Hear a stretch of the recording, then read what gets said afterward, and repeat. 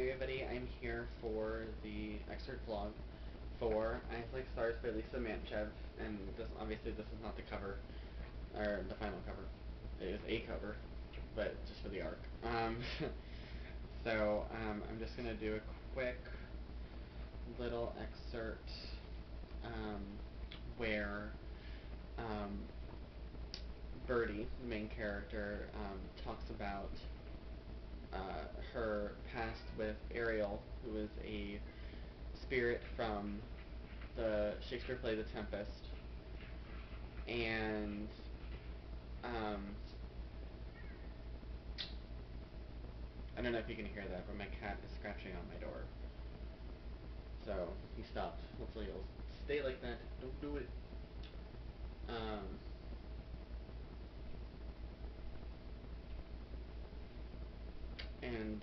Yeah. So, and then what? And then she finds out a big secret, I guess, or something like that. I don't know. I don't know how to describe it. So I'm just gonna go ahead and just go. You'll see by the end. Until management intervened, Ariel had been her boon companion and the king of all games. It was he who taught her to fly in a harness for the first time and bore the brunt of the stage manager's anger over letting a 7-year-old into the catwalks. Birdie had pleaded with him not to yield to management's decree. Birdie, age 10, grasping his sleeve. No one ever needs to know. We'll have clandestine meetings like robbers in a cave by the sea. Ariel, his voice lowers to a soft breeze through her hair. What did Miss Edith say exactly? Birdie, balling her hands into fists. Stupid stuff. By the way, this is done in play format, so like a script. So I just thought I'd let you see that. Ariel, don't fret, little one.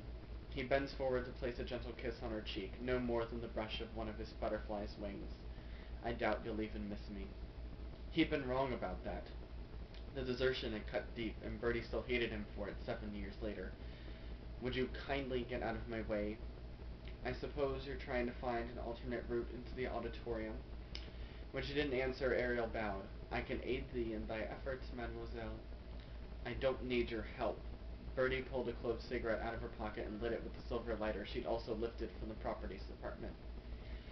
One languid movement flicked the smoke out of his eyes.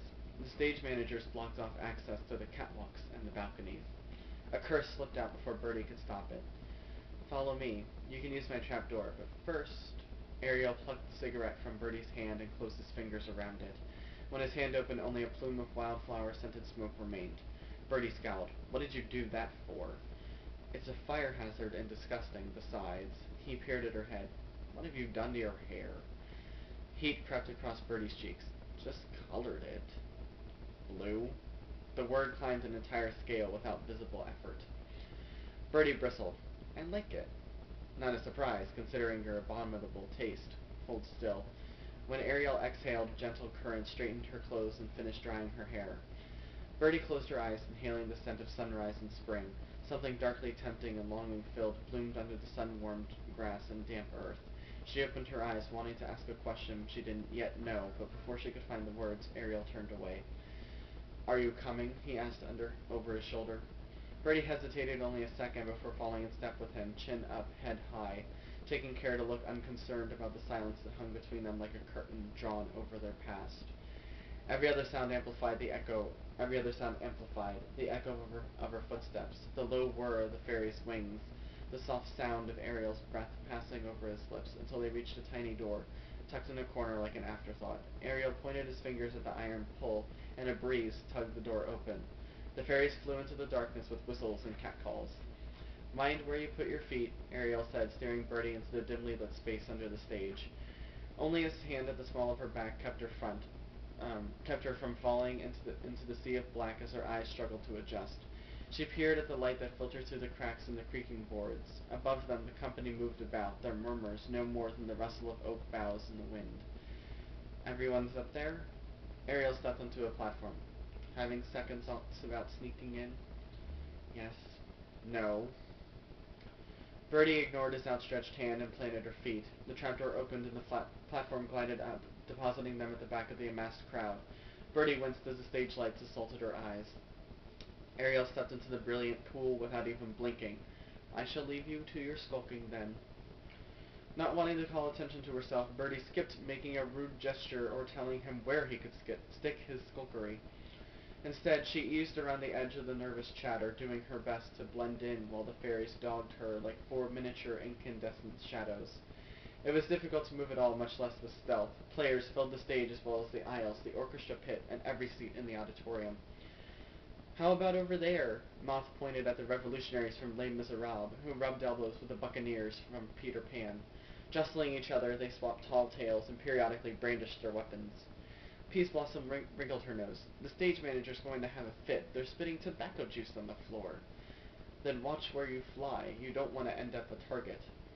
Bertie stood on her tiptoes in time to catch a glimpse of Nate headed in her direction. I should have known you'd sneak back in, he said. I don't take orders from that little Napoleon.